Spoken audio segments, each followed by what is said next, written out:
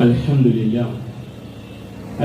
لله الذي هدانا لهذا وما كنا لنهتدي لولا أن هدانا الله نحمده ونستعينه ونؤمن به ونتوكل عليه ونعوذ بالله من شرور أنفسنا ومن سيئات أعمالنا من يهده الله فلا مضل له ومن يضلله فلا هادي له ونشهد أن لا إله إلا الله وحده لا شريك له ونشهد أن محمدا عبده ورسوله أرسله بالهدى ودين الحق ليظهره على الدين كله ولو كره المشركون اللهم صل على محمد وعلى آل محمد كما صليت على إبراهيم وعلى آل إبراهيم وبارك على محمد وعلى آل محمد كما باركت على إبراهيم وعلى آل إبراهيم في العالمين إنك حميد مجيد أما بعد فإن خير الحديث كتاب الله وخير الهدي هدي محمد صلى الله عليه وسلم وشر الأمور محدثاتها وكل بدعة ضلالة أيها الناس أوصيكم وإياي أولا بتقوى الله رب اشرح لي صدري ويسر لي أمري واحلل عقدة من لساني يفقه قولي إن أريد إلا الإصلاح ما استطعت وما توفيقي إلا بالله عليه توكلت وإليه أنيب أعوذ بالله من الشيطان الرجيم بسم الله الرحمن الرحيم إن إبراهيم كان أمة قانتا لله حنيفا ولم يكن من المشركين صدق الله العلي العظيم الله أكبر الله أكبر الله أكبر لا إله إلا الله والله أكبر الله أكبر ولله الحمد ബഹുമാന്യരായ സത്യവിശ്വാസികളെ വിശ്വാസികളെ റബ്ബ് സുബ്ഹാനഹു വ തആലയുടെ കൽപ്പനകൾ ജീവിതത്തിലുടനീളം പാലിച്ചുകൊണ്ട് അവന്റെ വിധിവിലക്കുകളെ സൂക്ഷിച്ച് ജീവിക്കണമെന്ന് ആദ്യമായി എന്നോടും തുടർന്ന് എൻ്റെ സഹോദരന്മാരോടും ഉപദേശിക്കുന്നു. അള്ളാഹുവിൻ്റെ അപാരമായ അനുഗ്രഹത്താൽ ഏറെ സന്തോഷകരമായ ഈ സുദിനത്തിൽ ഇவ்விதം ഒത്തുചേരാൻ അള്ളാഹു നമുക്ക് അവസരം നൽകിയിരിക്കുകയാണ്. അൽഹംദുലില്ലാഹ്. എല്ലാവർക്കും ഹൃദയം നിറഞ്ഞ ഈദുൽ അദ്ഹയുടെ ആശംസകളും പ്രാർത്ഥനകളും അർപ്പിക്കുന്നു.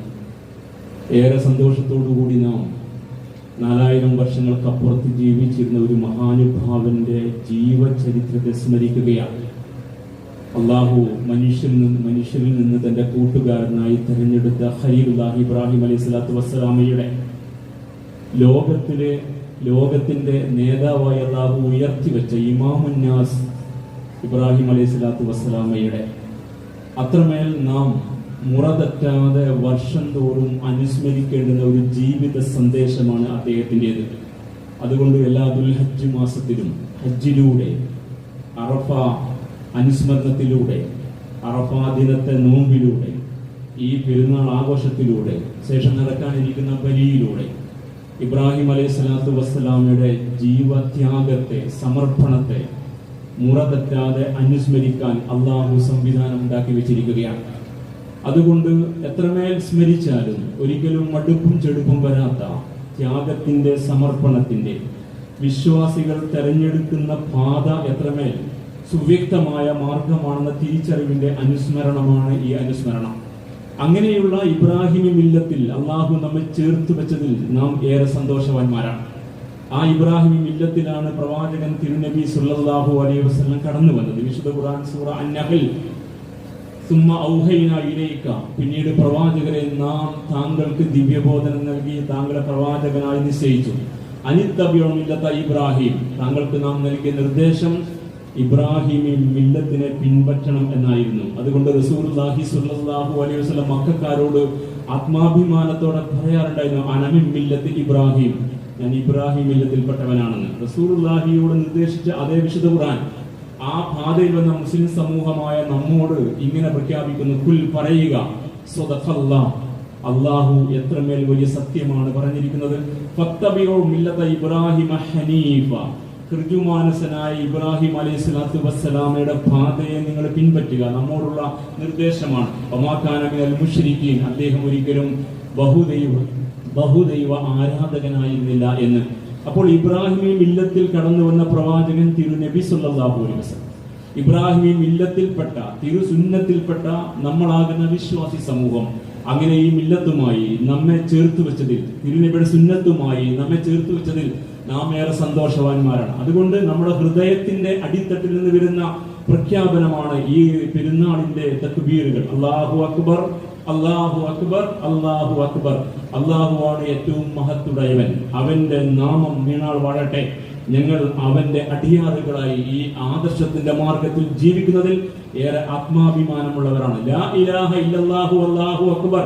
ശിർക്കിന്റെ അംശലേശം തൊട്ടു തീണ്ടാതെ ആദർശത്തിന്റെ മാർഗത്തിൽ ജീവിച്ച ഇബ്രാഹിം നബിയുടെ അതേ പാതയിൽ ബഹുദൈവ ആരാധനയ്ക്ക് ഇടമുണ്ടായിരുന്ന കഅബയെ ശുദ്ധീകരിച്ച് കോലം കെട്ട ഹജ്ജിനെ ഇബ്രാഹിമി മില്ലത്തിലെ ശരിയായ ഹജ്ജായി പുനഃസംവിധാനിച്ച, ഷിർക്കുമായി വിട്ടുവീഴ്ചയ്ക്ക് തയ്യാറാവാതിരുന്ന തിരുനബി സല്ലല്ലാഹു അലൈഹി വസല്ലമയുടെ അതേ പാതയിൽ നിന്നുകൊണ്ട് ഞങ്ങളിതാ പ്രഖ്യാപിക്കുന്നു, അല്ലാഹു അല്ലാതെ ഇലാഹില്ല, അവന്റെ നാമം എത്രയോ മഹത്തുടയതാണ് എന്ന്. അതുകൊണ്ട് വീണ്ടും സന്തോഷത്തോടെ അല്ലാഹു അക്ബർ വലില്ലാഹിൽ ഹംദ്, അല്ലാഹുവിന്റെ സർവസ്തുതിയും ഈ പാന്താവിലേക്ക് ഞങ്ങളെ ചേർത്ത് വെച്ച, ഈ മില്ലത്തിൽ ഞങ്ങളെ ഉരുക്കൂട്ടിയ, ഈ വഴിയെ ഞങ്ങളെ സഞ്ചരിപ്പിക്കാൻ വർഷാവർഷം ഈ ത്യാഗത്തിന്റെ സമർപ്പണത്തിന്റെ ചരിത്രം അനുസ്മരിക്കാൻ ഇങ്ങനെ സംവിധാനം ഉണ്ടാക്കിയ ആ പാതയിൽ കടന്നു വരാൻ അവസരം കിട്ടിയതിൽ ഞങ്ങളിതാ അള്ളാഹുവിനെ സ്തുതിക്കുന്നു എന്ന്. അപ്പോൾ നമ്മുടെ തക്ബീറുകൾക്ക് കൃത്യമായ അർത്ഥമുണ്ട്.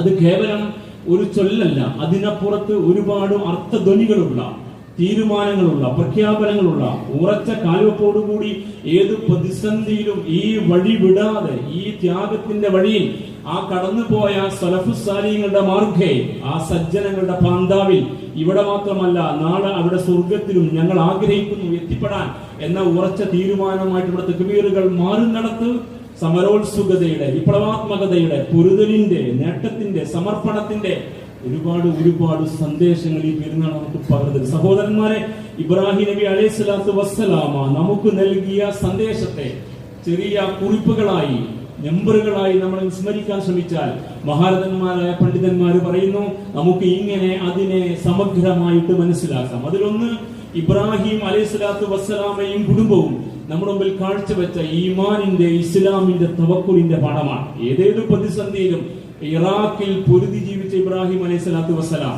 അവിടെ നിന്ന് അങ്ങോട്ട് ഷാം ദേശത്ത് കറങ്ങി ഇസ്ലാമിന്റെ സന്ദേശം നിർവഹിച്ച ഇബ്രാഹിം അലൈഹി സ്വലാത്തു വസ്സലാം, പിന്നീട് അങ്ങോട്ട് ഫലശൂന്യമായ മക്കയെ ഒരു നാഗരിക സമൂഹമായി കെട്ടിപ്പടുത്ത ഇബ്രാഹിം അലൈഹി സ്വലാത്തു വസ്സലാം, ആ ജീവിതത്തിന്റെ ഓരോ വേളയിലും നമുക്കറിയാം സമർപ്പണത്തിന്റെ, വിശ്വാസത്തിൽ അധിഷ്ഠിതമായ ആദർശ മാർഗത്തിലെ സ്ഥിരതയുടെ, ആ മാർഗത്തിലെ സമർപ്പണത്തിന്റെ, പ്രതിസന്ധികളുടെ ഘട്ടത്തിൽ അള്ളാഹുൽ ബലമേൽപ്പിച്ചുകൊണ്ട് തന്റെ ഈമാനിന്റെ മികവും തികവും കാഴ്ചവെച്ച ഒരുപാട് സന്ദർഭങ്ങൾ. തീകുണ്ടത്തിലേക്ക് എറിയപ്പെടാനിരിക്കുമ്പോ ആ തച്ചാലി യന്ത്രത്തിന്റെ സീറ്റിൽ തീകുണ്ടത്തിലേക്ക് എറിഞ്ഞു പിടിപ്പിക്കാൻ ശ്രമിച്ചുകൊണ്ടിരിക്കുന്ന സൈനിക ഭടന്മാരുടെ ശ്രമത്തെ നോക്കിക്കണ്ടുകൊണ്ട് ആഹ്ലാദ ആരവം മുഴക്കിക്കൊണ്ടിരിക്കുന്ന നമ്രൂദിന്റെയും ആദറിന്റെയും ശിങ്കിടികൾ ഇറാഖിലെ മുഴുവനും ഒത്തുകൂടിയ വേളയിൽ അദ്ദേഹം ഇങ്ങനെ പറഞ്ഞുകൊണ്ടിരുന്നു, ഹസ്ബി അല്ലാഹു വനിഅൽ വകീൽ, എനിക്ക് എന്റെ നാഥൻ മതി, ബലമേൽപ്പിക്കാൻ അവനേക്കാൾ കഴിഞ്ഞ ഒരു അഭയസ്ഥാനം വേറെ ഇല്ലെന്ന് അദ്ദേഹം ഇങ്ങനെ പറയുമ്പോൾ ഈ ജനം ധരിച്ചുപോയി.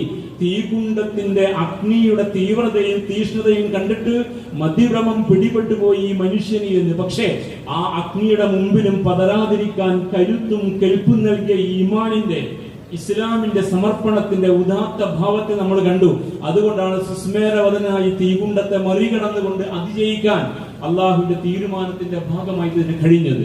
ആ മരുപ്പറമ്പിൽ കൊണ്ടുചെന്നാക്കിയിട്ട് ഭാര്യയോടും കുഞ്ഞുമകൻ ഇസ്മായിലിനോടും ഹാജറിനോടും ഇസ്മായിലിനോടും അലൈഹിമ അസ്സലാം ഒരു യാത്ര പറയാൻ കഴിയാത്ത വിധം വിങ്ങിപ്പൊട്ടുന്ന ഹൃദയവുമായി തിരിച്ചു നടക്കുന്ന ഇബ്രാഹിം അലൈഹി സ്വലാത്തു വസ്സലാമയെ വിളിച്ച് ഒടുവിൽ ചോദ്യത്തിന് ഉത്തരം പറയാത്ത ഇബ്രാഹിമിനോട് ഹാജർ റളിയല്ലാഹു തആല അൻഹ ഇങ്ങനെ ചോദിക്കുന്നുണ്ട്, ഇത് അള്ളാഹുവിന്റെ കൽപ്പനയാണോ എന്ന്. അതിന് അദ്ദേഹം തിരിഞ്ഞു പറഞ്ഞ മറുപടി, അതെ, ഇത് അള്ളാഹുവിന്റെ കൽപ്പനയാണ്. അവിടെ ഒരു പ്രഖ്യാപനമുണ്ട്, എന്റെ സഹോദരിമാരെ ശ്രദ്ധിക്കുക. ഇതല്ല യുളയ്യുഅനല്ല, എങ്കിൽ അള്ള ഞങ്ങളെ കൈവിടില്ല. അള്ള ഞങ്ങളെ കൈവിടില്ല എന്ന അതേ പ്രഖ്യാപനം ഫിലസ്തീന്റെ മണ്ണിലെ ഉമ്മമാരുടെ നാവിൽ നിങ്ങൾക്ക് ഇപ്പോഴും കേൾക്കാം. അള്ള ഞങ്ങളെ കൈവിടില്ല. അങ്ങനെ സൈനിസം തീർക്കുന്ന അഗ്നികുണ്ഡത്തിന് നടുവിലും ജീവിക്കുന്ന ഒരു ജനത ഏതാനും മാസങ്ങളായി നമ്മുടെ മുമ്പിൽ അത്ഭുതം സൃഷ്ടിച്ചുകൊണ്ടിരിക്കെ, ലോകത്തെ ആ ചരിത്രം സ്വാധീനിച്ചുകൊണ്ടിരിക്കെ, ഇവരുടെ കരുത്തിന്റെ ഉദാത്തമായ ഭാവം, ഈ കരുത്തിന്റെ സാക്ഷാൽ പ്രചോദനം, മരണവും നാശവും മുമ്പിൽ അനുദിനം പെരുകി പെരുകി വരുമ്പോഴും പിറകോട്ട് പോകാത്ത വിധം ഇങ്ങനെ സ്ഥിരതയോടെ തുടരാൻ ഒരു ജനതയെ പ്രചോദിപ്പിക്കുന്ന സാക്ഷാൽ പ്രചോദനത്തിന്റെ ഉറവിടം തേടിയിട്ട് യൂറോപ്യൻ സമൂഹം ഇസ്ലാമിൽ എത്തിപ്പെടുന്ന, ഇസ്ലാം സ്വീകരിക്കുന്ന കാഴ്ച, ഇതൊക്കെ ഞാനും നിങ്ങളും സ്വസ്ഥമായി വെടിയൊച്ചകൾ കേൾക്കാത്ത ഈ സാമൂഹ്യ ക്രമത്തിനകത്ത് പെരുന്നാൾ ആഘോഷിക്കുമ്പോൾ അപ്പുറത്ത് നടക്കുന്ന ലൈവായ കാഴ്ചയാണ്. എങ്കിൽ ഇതല്ല യുദ്ധ, എങ്കിൽ അള്ളാഹ് ഞങ്ങളെ കൈവിടില്ല എന്ന ഈമാനിന്റെ, ഇസ്ലാമിന്റെ, തവക്കുലിന്റെ ഭാവം നെഞ്ചേറ്റ് വെക്കാൻ, അങ്ങനെ ഉറക്കെ പറയാൻ കഴിയുന്ന ഒരവസ്ഥയിലേക്ക് നമ്മൾ മാറുമ്പോഴാണ് ഇബ്രാഹിമി അനുസ്മരണം ഫലവത്താവുക എന്ന് വർഷാവർഷം അനുസ്മരിക്കുന്ന ഈ അനുസ്മരണത്തെ മുൻനിർത്തി നമുക്ക് പറയാൻ കഴിയണം. കുഞ്ഞുമകൻ ഓടി നടക്കാൻ പ്രായമായപ്പോ ബാപ്പ അടുത്ത് വിളിച്ചിട്ട്, മോനെ നിന്നെ അറുക്കാൻ അള്ളാഹുവിന്റെ ആജ്ഞയുണ്ട് കേട്ടോ എന്ന് ബാപ്പയും ഉമ്മയും കൂടി വിഷയം അവതരിപ്പിക്കുമ്പോ, യാ അബതി ഫഅൽ മാ തുമർ സതജുനി ഇൻഷാ അല്ലാഹ്, അള്ളാഹ് ഉദ്ദേശമെങ്കിൽ എന്നെ നിങ്ങൾക്ക് ക്ഷമാലിക്കേണ്ട കൂട്ടത്തിൽ കാണാം എന്ന് കുഞ്ഞുമോൻ പറയുമ്പോ, ആ മകന്റെ ഈമാനും ഇസ്ലാമും തവക്കുലും കുടുംബത്തിൽ മക്കളെ വളർത്തുന്ന നിസ്കാരത്തഴമ്പുകാരായ മാതാപിതാക്കൾക്ക് അവരുടെ മക്കളിലും പേരമക്കളിലും ഇന്ന് കാണാൻ കഴിയുന്നുണ്ടോ? അതോ ultra liberalist, ultra secularist, ultra feminist ചിന്താഗതിക്ക് വിധേയമായി നാടോടുമ്പോൾ നടുവിൽ കിടന്നുകൂടുന്ന സംസ്കാരം മാത്രമായിട്ട് നമ്മുടെ മക്കൾ മാറിക്കൊണ്ടിരിക്കുക, അവരെ ഊട്ടുന്ന ഉടുപ്പിക്കുന്ന മാതാപിതാക്കളായി നമ്മൾ കോലം കെട്ടുപോയോ എന്നും ഈ ചരിത്രം അനുസ്മരിപ്പിക്കുന്നത്. ഇതൊരു കുടുംബത്തിന്റെ ചരിത്രമാണ്. ബാപ്പയാകുന്ന ഇബ്രാഹിം, ഭാര്യയാകുന്ന ഹാജർ, ഉമ്മയാകുന്ന ഹാജർ, മകനാകുന്ന ഇസ്മായിൽ, പിന്നീട് ആ വഴിത്തറ ഇസ്ഹാഖ്, ശേഷം പേരമകൻ യാക്കൂബ് അലൈഹിമസ്സലാം, അങ്ങനെ ഒരു നീണ്ട പരമ്പര. കുടുംബത്തിൽ ജീവിക്കുന്ന മാതാപിതാക്കളായ ഞാനും നിങ്ങൾ കുടുംബ സമേതം ഈദ്ഗാഹിൽ സമ്മേളിച്ചിരിക്കാൻ സാധ്യമായോ? ഇങ്ങനത്തെ ഈമാനും ഇസ്ലാമും തവക്കുലും മേൽക്കൈ നേടിയ ഒരു കുടുംബത്തെ നട്ടുവളർത്താനെന്ന് ഓരോ വിശ്വാസിയും അനുസ്മരിക്കണം, പഠിക്കണം. കുറ്റബോധത്തോടു കൂടി കുടുംബത്തിലേക്ക് മുഖം തിരിച്ചു വെക്കണം. നമ്മുടെ മക്കൾ ഇന്ന് വഴിതെറ്റിപ്പോയിക്കൊണ്ടിരിക്കുന്ന പുതിയ കാലമാണ്. ആദർശത്തെ കൈയൊഴിഞ്ഞ് അങ്ങനെ പൊങ്ങുതടികളായി മാറിയ ഒരു മുസ്ലിം സമുദായം. ഖുശ്ബും മുസന്നദ എന്ന പ്രയോഗം ഖുർആനിന്റേതാണ്. സൂറ അൽ മുനാഫിഖൂൻ. പൊങ്ങുതടികൾ, കാമ്പ് തീർന്നു പോയ, ആദർശം ചോർന്നു പോയ, ഈമാൻ ചോർത്തപ്പെട്ട ആരാധനകളും ഹാവഭാവങ്ങളും മാത്രമായിട്ട് മാറിയ, അങ്ങനെ ജനനവും മരണവും വിവാഹവും ഒക്കെ ചടങ്ങാക്കി മാറ്റിയ, അതിനപ്പുറത്ത് ഇസ്ലാമിക ആദർശത്താൽ പ്രചോദിതരാവാത്ത കുടുംബങ്ങളായി ജീവിക്കുന്ന ഈ മുസ്ലിം കുടുംബം അറിയണം, പൊങ്ങുതടികൾക്ക് മണ്ണിൽ പിടിച്ചു നിൽക്കാൻ കഴിയില്ല. അത് അഴുക്ക് വെള്ളത്തിലെ ചപ്പുചണ്ടികളെ പോലെ ഒഴുകുമെന്ന് ഹബീബായ റസൂലുള്ളാഹ്.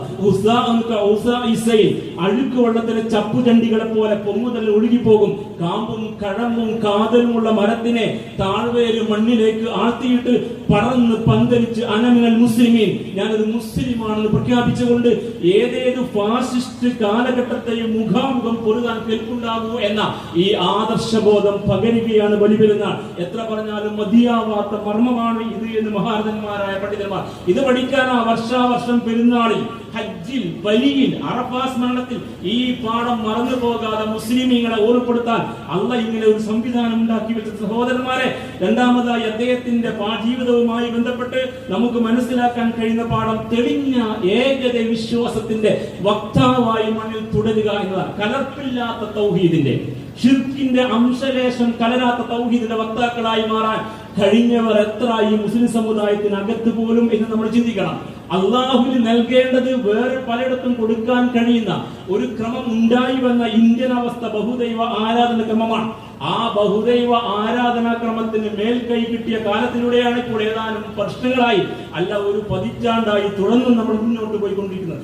അതുകൊണ്ട് ഏക സിവിൽ കോഡ് ഉൾപ്പെടെ ഭീഷണിയായി നിൽക്കുന്ന പശ്ചാത്തലത്തിൽ ഇപ്പോൾ കിട്ടിയ ആഘാതത്തിൽ ഇത്തിരി തലകറങ്ങിയിരിക്കുന്നുണ്ട് എങ്കിലും അജണ്ട മാറ്റിവെച്ചില്ല എന്ന് അവിടെയും ഇവിടെയും വ്യക്തമായും അവ്യക്തമായും പറയുന്ന ഈ സാമൂഹ്യക്രമത്തെ ചിന്തിക്കണം. നിങ്ങൾക്ക് ഈ തൗഹീദിനെ മുറുകെ പിടിച്ച് ഈ ആദർശത്തോട് കൂടുതലവരായി തുടരാൻ കഴിയുമോ?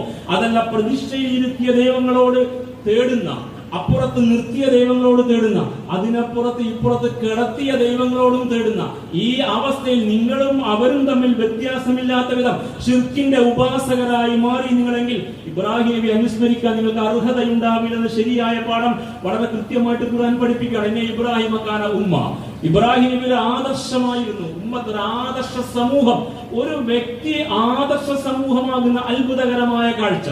നിങ്ങൾ ഏത് അവസ്ഥയിലാവട്ടെ, ന്യൂനപക്ഷമാകട്ടെ, നിങ്ങളുടെ സാമൂഹ്യ ക്രമത്തിൽ അതിന് ഉമ്മത്തായി നിൽക്കുന്ന ശരിയായ സംവിധാനം നിങ്ങൾ പഠിച്ചെടുക്കണം. ഇബ്രാഹിം ഇസ്ലാം പഠിപ്പിക്കുക. അദ്ദേഹം ഇറാഖിൽ ഏകനായ വ്യക്തിയായി ആദർശത്തിന്റെ മാർഗത്തിൽ. പക്ഷെ ആ ഏകനായ വ്യക്തി ഒരു ആദർശ പ്രചോദിതമായ സമൂഹത്തിന്റെ സകല ഭാവങ്ങളും കാഴ്ചവെച്ചപ്പോൾ അള്ളാഹു അദ്ദേഹത്തെ പരിചയപ്പെടുത്തി. ഇന്ന ഇബ്രാഹിം ഖാന ഉമ്മ. ഇബ്രാഹിം നബി അലൈഹി സ്വലാത്തു വസ്സലാം ഒരു ഉമ്മത്തായിരുന്നു, ആദർശ സമൂഹമായിരുന്നു. കാണിത്തല്ലില്ല തമ്പുരാന്റെ കൽപ്പനക്ക് പൂർണ്ണമായും വഴിപ്പെട്ടവൻ. കാണിത്തല്ലില്ലാഹി ഹനീഫ, ഋജുമാനസൻ, വക്രതയില്ലാത്തവൻ എന്ന് പറഞ്ഞാൽ വിശുദ്ധ ഖുർആൻ മുമ്പിൽ വെക്കുന്ന, തിരുസുന്നത്ത് മുമ്പിൽ വെക്കുന്ന തൗഹീദിന്റെ പാഠത്തെ പൂർണ്ണമായും ഉൾക്കൊണ്ടുകൊണ്ട് അതിനോട് ഒരു വക്രതയും അതിനോട് ഒരു കള്ളത്തരവും കാഴ്ചവെക്കാതെ അപ്പടി സ്വീകരിക്കാൻ കഴിയുന്ന മാനസികാവസ്ഥ നമുക്ക് സാധ്യമായോ എന്ന്, ഇബ്രാഹിം നബിക്ക് സാധ്യമായെന്ന്. അതുകൊണ്ട് ഹനീഫായ ഈ മനുഷ്യനെ പരിചയപ്പെടുത്തിക്കൊണ്ട് ഖുർആൻ വലം യകുൻ മിനൽ മുശ്രിക്കീൻ, അദ്ദേഹം ശിർക്കുമായിട്ട് ബന്ധമില്ലാത്തവരായിരുന്നു, ശിർക്കിന്റെ അംശരേഷം തൊട്ട് തീണ്ടാത്തവനായിരുന്നു. അങ്ങനെ ഒരു അടിവരയിട്ട് പറയുന്ന വമാകാന മിനൽ മുശ്രിക്കീൻ വലം യകുൻ മിനൽ മുശ്രിക്കീൻ. നിങ്ങൾ ഇബ്രാഹിം നബിയെ ഖുർആൻ പരിചയപ്പെടുത്തിയ ഏത് ഭാഗം പരിശോധിച്ച് നോക്കൂ, അവിടെയൊക്കെ ഈ ഊന്നൽ നമുക്ക് ശരിക്കും കാണാം. എങ്കിൽ ഈ ഊന്നൽ ഒരു വൃഥാ ഊന്നലല്ല, ഈ ഊന്നൽ അവിടെ കൃത്യമാണ്. അദ്ദേഹം തന്നെയും തന്റെ കുടുംബത്തെയും മക്കളെയും മുന്നിട്ട് പ്രാർത്ഥന നടത്തുന്നുണ്ട്. ജന ഫലശൂന്യമായ മക്കയെ നാഗരിക സമൂഹമാക്കി മാറ്റി തറയിൽ കഅബാലയം പണിത് അവിടെ ആരാധനക്ക് നേതൃത്വം കൊടുത്തുന്ന ഇബ്രാഹിമിന്റെ പ്രാർത്ഥന നിങ്ങൾ മനസ്സിലാക്കണം. വജ്നുബിനി വബനിയ അൻ നഅബ്ദുൽ അസ്നാം. അന്ന് അവിടെ വിഗ്രഹ പ്രതിഷ്ഠകളുടെ ഒന്നും തന്നെ ഇല്ല. അന്ന് ഏകനായ തമ്പുരാനെ വഴിപ്പെടുന്ന നാഗരിക സമൂഹമാണ് മക്ക. പക്ഷേ അവിടെ ജീവിച്ച ഇബ്രാഹിമിയുടെ പ്രാർത്ഥന വജ്നുബിനി വബനിയ അൻ നഅബ്ദുൽ അസ്നാം. നമുക്ക് ഈ പ്രാർത്ഥന ഇപ്പോൾ ശീലമാണോ?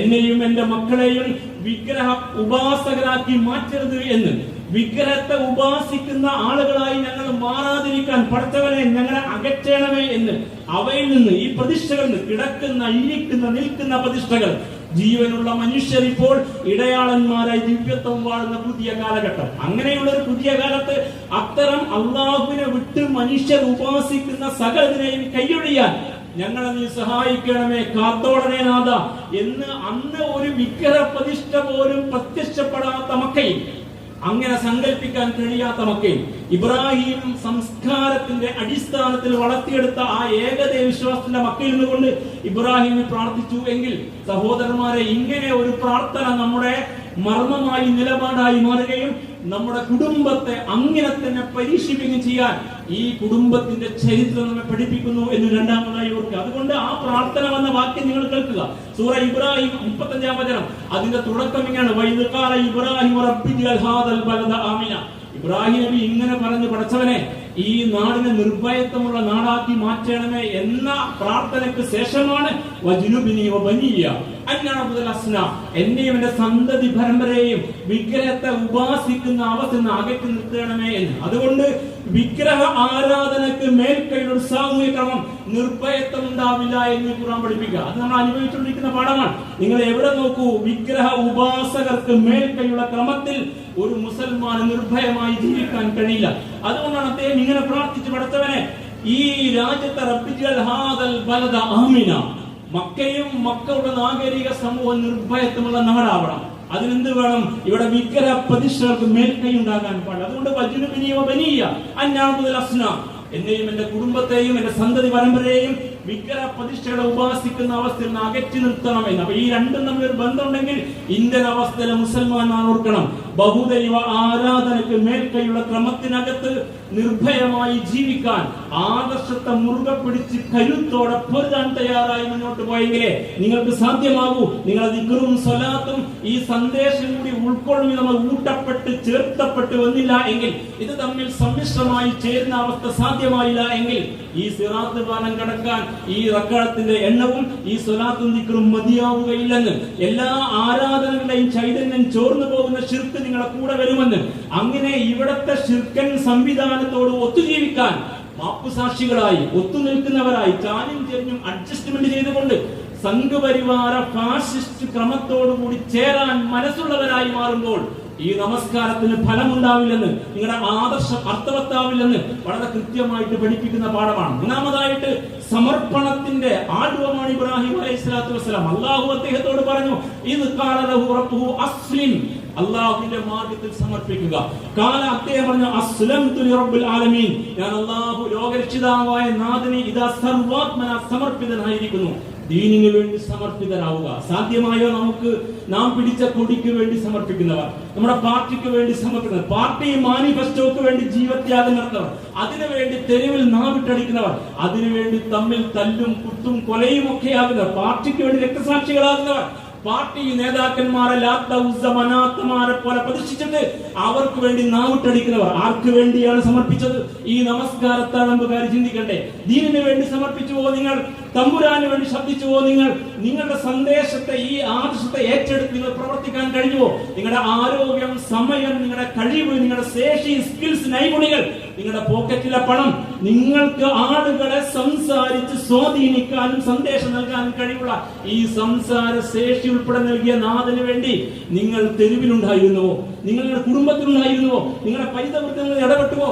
നിങ്ങൾക്ക് വല്ലതും ദീനിനു വേണ്ടി ചെയ്യാൻ കഴിഞ്ഞുവോ? നമസ്കരിച്ച് നോമ്പെടുത്ത് നല്ല കുഞ്ഞു കുട്ടികളായിരിക്കുന്നവർ, അങ്ങനെ ഉപജീവനം നടത്തി ഭാര്യയും മക്കളുമായി താമസിക്കുന്നവർ ഒരിക്കലും ആലോചിച്ചില്ല, ഞാൻ നന്നായി നിസ്കരിച്ചത് കൊണ്ട് ഈ ദീന് വളരില്ല, എന്റെ പരലോകത്ത് ഗുണം കിട്ടുന്ന കാര്യമാണ്, ഞാൻ ഹജ്ജിന് പോയത് കൊണ്ടും പത്തിന് ദീന് ഗുണമൊന്നുണ്ടാവില്ല. ദീനിനെ ഏറ്റെടുത്തുകൊണ്ട് അതിന് സമർപ്പിതനായ രംഗത്തുണ്ടാകുമ്പോഴേ അള്ളാഹുവിന്റെ ദീനെ, ഇബ്രാഹിം നബി സംവിധാനിച്ച ഈ ദീനിനെ, ആ മില്ലത്തിൽ അഷ്റഫുൽ ഖൽഖ് മുഹമ്മദ് മുസ്തഫ സർവ്വ സംവിധാനിച്ച ഇതിനെ നമ്മെ ഏൽപ്പിച്ചതിനെ ഏറ്റെടുത്ത് മുന്നോട്ട് പോകാൻ കഴിയും.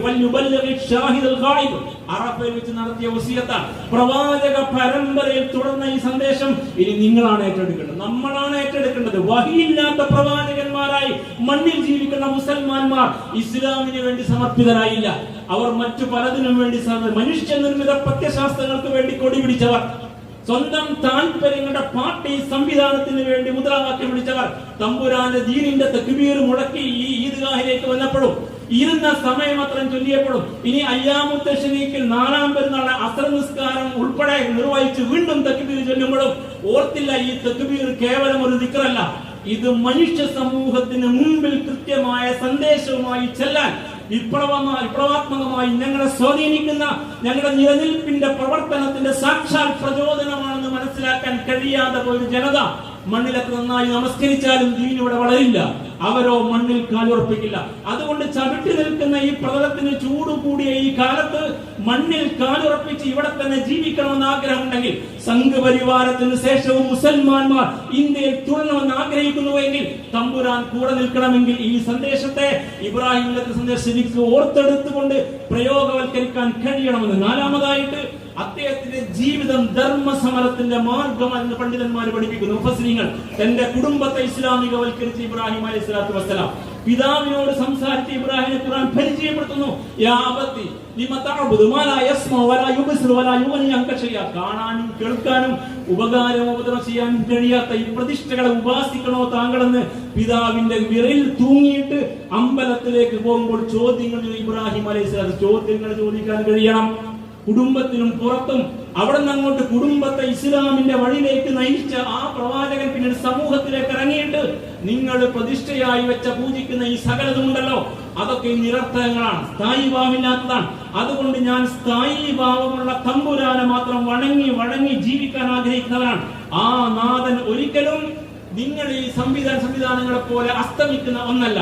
സൂര്യനെ നോക്കിയിട്ട് വലുതാണ്, ഹാദാ റബ്ബി ഹാദാ അക്ബർ, ഇതെന്റെ റബ്ബാണ്, ഇത് ഏറ്റവും വലുതാണെന്ന് പറഞ്ഞുകൊണ്ട് അവരുടെ ആരാധനാ ക്രമത്തെ മുൻനിർത്തിക്കൊണ്ട് തന്നെ അവിടെ ചിന്തക്കുമ്പിൽ ഇങ്ങനെ സമർപ്പിച്ച അദ്ദേഹം ആ സൂര്യൻ അസ്തമിച്ചപ്പോൾ അദ്ദേഹം പറഞ്ഞു, യാ ഖൗമി ഇന്നി ബരീഉ മിമ്മാ തുശ്രികൂൻ, നിങ്ങൾ ഉപാസിക്കുന്ന ഈ ശിർക്കൻ ഉപാസനകൾ ഞാൻ നിരപരാധിയാണ്, ഞാൻ അതെല്ലാം വിട്ടു നിൽക്കുന്നു. ഇന്നി വജ്ജഹതു വജ്ഹിയ ലില്ലദീ ഫതറസ് സമാവാതി വൽ അർള ഹനീഫൻ വമാ അന മിനൽ മുശ്രികീൻ. ഋജുമാനസനായിക്കൊണ്ട് ആകാശങ്ങളെയും ഭൂമിയെയും സൃഷ്ടിച്ച ആ നാഥന്റെ മാർഗത്തിലേക്ക് ഞാൻ തന്നെ മുഖത്തെ തിരിക്കുന്നു. എന്റെ മാർഗം ഇതാണ്, ഞാൻ ഒരിക്കലും ശിർക്കുമായിട്ടൊരു ബന്ധമുള്ളവനല്ല എന്ന് ഉറക്കെ പ്രഖ്യാപിച്ചുകൊണ്ട് അദ്ദേഹം സമൂഹത്തെ ഇസ്ലാമിന്റെ വഴിയിലേക്ക് നയിക്കുന്നു. ഒടുവിൽ ഭരണകൂടത്തോട് പൊരുന്ന ഇബ്രാഹിമിനെ നമുക്ക് കാണാം. അലം തറ ഇലല്ലദീ ഹജ്ജ ഇബ്രാഹിം ഫീ റബ്ബി അൻ ആതാഹുല്ലാഹുൽ മുൽക്ക്. ഇബ്രാഹിം നബി അലൈഹിസ്സലാത്തു വസ്സലാമയുമായി തർക്കിച്ചവൻ നീ കണ്ടില്ലേ എന്ന് സൂറ അൽ ബഖറ. 4000 വർഷം അപ്പുറത്ത് നടന്ന ആ സംവാദത്തെ നമ്മോട് ചേർത്ത് വെച്ച് ഖുർആന്റെ ശൈലി നിങ്ങൾ നോക്കൂ. അലം തറ നീ കണ്ടില്ലേ എന്ന് ചോദിക്കുമ്പോ ഞാൻ നിങ്ങളും കണ്ടില്ലേ എന്നാണ്. നമ്മളത് കണ്ടില്ല, നമ്മളവിടെ ഹാജരില്ല. പക്ഷെ നമ്മളോട് അള്ളാഹു അലം തറ നീ കണ്ടില്ലേ, ഓരോരുത്തരോടുമാണോ നിങ്ങൾ കണ്ടില്ലേ? എന്തുകൊണ്ട് നിങ്ങൾ ചിന്തിക്കുന്നില്ല? മൂളയില്ലാതായി പോയോ നിങ്ങൾക്ക്? അലം തറ ഇല്ലദീ ഹജ്ജ ഇബ്രാഹിം നബി അലൈഹിസ്സലാത്തു വസ്സലാമയോട് തർക്കിച്ച ആ താർക്കികനെ നിങ്ങൾ കണ്ടില്ലേ? നമ്രൂദിനെ കുറിച്ചാണ്. എന്താണ് അദ്ദേഹം പറഞ്ഞത്? ഇവിടെ ആര് ജീവിക്കണം, ഇവിടെ ആര് മരിക്കണം, ഞാൻ തീരുമാനിക്കും. ഇറാഖിന്റെ മണ്ണിൽ ആര് ജീവിക്കണം, ആര് മരിക്കണം, ഞാനാണ് തീരുമാനിക്കുക. ഞാനാണ് പരമാധികാരി, ഞാനാണ് ഇവിടുത്തെ ഏകാധിപതി, ഇതെന്റെ രാജ്യമാണ് എന്ന് അന്ന് നമ്രൂദ് മുഴക്കിയ അതേ ഗീർവാണം ഇന്നും മുഴക്കുന്ന ആളുകൾ ജീവിക്കുന്ന ഒരു കാലഘട്ടത്തിൽ ഇവിടെ മുസ്ലിം സമുദായം ജീവിച്ചുകൂടാ.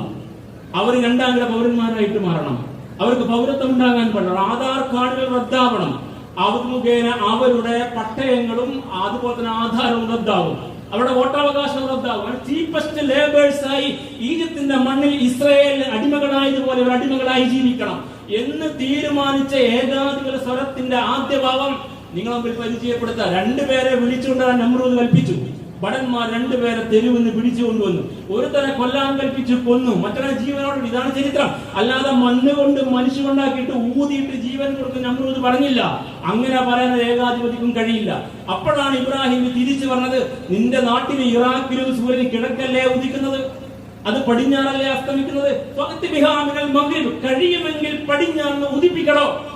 അവിടെ നിഷേധി ഉത്തരം മുട്ടി. ഏകാധിപതികളെ സ്വേച്ഛാധികൾ ഉത്തരം മുട്ടിപ്പിക്കാൻ കഴിയും വിധം സംവദിക്കാനും കരുത്തോടെ മുഖാമുഖം പൊരുതാനും വിശ്വാസികൾക്ക് കഴിയുന്നിടത്താണ് ഇബ്രാഹിമി സമരോത്സുകതയെ, പോരാട്ടത്തെ, ധർമ്മസമരത്തെ, ജിഹാദിനെ വായിച്ചെടുക്കാൻ കഴിയും. അതുകൊണ്ടാണ് ഖുർആൻ നിങ്ങൾ അള്ളാഹുവിന്റെ മാർഗത്തിൽ ധർമ്മസമരം ചെയ്യേണ്ട പോലെ ചെയ്യണം. അതിനാണ് നിങ്ങളെ തെരഞ്ഞെടുത്തത്. ഈ ദീനിന്റെ മാർഗത്തിൽ അള്ളാഹു നിങ്ങൾക്ക് ഒരു പ്രയാസവും വരുത്തി വെച്ചില്ല. ശരിയായ ഇസ്ലാമിനെ പ്രതിനിധീകരിക്കുന്നത് മുഖേന നിങ്ങൾക്കുണ്ടാകുന്ന ഒരു പ്രയാസമല്ല, അത് നിങ്ങളുടെ സ്വർഗം ഉറപ്പുവരുത്തലാണ്. അതുകൊണ്ട് ഫിലസ്തീന്റെ മണ്ണിൽ അങ്ങനെ മരണത്തെ ഏറ്റുവാങ്ങുന്നവർ പരാജയപ്പെടുന്നില്ല, അവർ വിജയികളാണ്. പക്ഷെ നമ്മൾ ഭീരുക്കളായതുകൊണ്ട് നമ്മളെപ്പോഴും മരണത്തെ പരാജയമായി കാണാൻ ശ്രമിച്ചു. അതുകൊണ്ട് ചോർന്നു പോയി ആവേശം. ഈ ഈമാൻ ഇസ്ലാം തവക്കുൽ എവിടെയോ പോയി. ഇപ്പോൾ ഇങ്ങനെ പൊങ്ങുതടികൾക്ക് അത്ഭുതവും സൃഷ്ടിക്കാൻ കഴിയില്ല. തീ കൊണ്ട് നമ്മൾ നെഞ്ചു വിരിച്ച് നിൽക്കാൻ കഴിയണമെങ്കിൽ ഈ ചരിത്രം ശരിക്കും മനസ്സിലാക്കണം. അതുകൊണ്ട് സഹോദരന്മാരെ, നമ്മെ രണ്ടാംകിട പൗരന്മാരാക്കുന്ന ആളുകളോടും ചോദിക്കണം, നിന്റെ ഇന്ത്യയിലും കിഴക്കല്ലേ സൂര്യൻ ഉദിക്കുന്നത്, പടിഞ്ഞാറല്ലേ അസ്തമിക്കുന്നത്? നിങ്ങൾ എത്രമേൽ ബയോളജിക്കൽ അല്ല നോൺ ബയോളജിക്കൽ ആണെന്ന് പറഞ്ഞാലും കഴിയോ നിങ്ങൾക്ക് നിങ്ങളുടെ ഇന്ത്യയിൽ പടിഞ്ഞാറിന് സൂര്യൻ ഉദിപ്പിക്കാൻ? ഉത്തരം മുട്ടിപ്പോയി കൂട്ടം. നിനക്ക് മുകളിൽ തമ്പുരാനുണ്ടോ? ഞങ്ങൾ ആ തമ്പുരാൻ വിശ്വസിക്കുന്നവരാണ്. നിനക്ക് മുകൾ നിന്റെ ജീവൻ നൽകിയ, നിന്നെ മരിപ്പിക്കുന്ന, നിന്റെ നാളെ എന്ത് സംഭവിക്കുന്നു കൃത്യമായി തീരുമാനിച്ചൊരു നാഥനുണ്ട്. ഞങ്ങൾ ആ നാഥന്റെ മാർഗത്തിലാ എന്ന് കരുത്തോടെ പറയാൻ എപ്പോൾ നാം കരുത്തുള്ളവരാകുന്നുവോ അപ്പോൾ മാത്രമേ നാം ഇബ്രാഹിമിനെ അനുസ്മരിക്കാൻ യോഗ്യരായി മാറൂ. അല്ലാത്ത പക്ഷം ഈ പെരുന്നാളിന് ജീവൻ ഉണ്ടാവില്ല. ഇത് കേവലം ആഘോഷമാണ്, അർമാദമാണ്. അതുകൊണ്ട് നിസ്കാരം കഴിഞ്ഞു കഴിഞ്ഞാൽ കെട്ടുപൊട്ടിയതുപോലെ നമ്മുടെ കുട്ടികൾ ഇറങ്ങും, നമ്മുടെ മക്കൾ ഇറങ്ങും ആഘോഷത്തിലേക്ക്, അർമാദത്തിലേക്ക്. ചിലപ്പോൾ രാത്രി 2 കാലിൽ തിരിച്ചു വരില്ല, 4 കാലിലായിരിക്കും വരിക. അങ്ങനെ ലഹരിയുടെ, മദ്യത്തിന്റെ, മാസ്മരികതയുടെ, അഴിഞ്ഞാട്ടത്തിന്റെ, അക്രമത്തിന്റെ, അനങ്ങിയാൽ അടിയും കൊല്ലും കൊലയും തെരുവിൽ നടക്കും. അത്തരം ഒരവസ്ഥയിലേക്ക് സമുദായത്തിലെ മക്കൾ മാറി വരുന്നു എങ്കിൽ ക്രിമിനലിസം ഈ നാട്ടിൽ ഏതളവിലുണ്ടോ അതിലൊക്കെ മുൻപന്തിയിൽ ശതമാനക്കണക്കിന് സമുദായത്തിന്റെ പേരിൽ ഓരോ സ്റ്റേഷനിലും ഉണ്ട് എങ്കിൽ അറിയണം, ഇത്തരം ഒരു സമുദായത്തിന് ഇബ്രാഹിം നബി അനുസ്മരിക്കാൻ അർഹതയില്ല. അവർക്കൊട്ടുമണിൽ തുടരാൻ കഴിയില്ല. അവരുടെ മേൽ ഫാഷിസം, ആധിപത്യം വാണില്ലെങ്കിലേ അത്ഭുതമുള്ളൂ എന്ന് ചരിത്രം. അതുകൊണ്ട് അനുഭവിച്ചേ പറ്റൂ.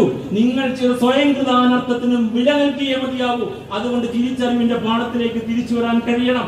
അങ്ങനെ അങ്ങ് ഏകാധിപതിയായ നമ്രൂദിനോടും ഭരണകൂടത്തിന്റെ തിട്ടൂരം വാങ്ങിയിട്ട് ബഹുദൈവ ആരാധക ഉപാസകനായ ആദം ഒരുപോലെ പൊരുതി ഇബ്രാഹിം നബിയുടെ എങ്കിൽ നമുക്കിന്നത് വളരെ വലിയ പാഠമാണ്.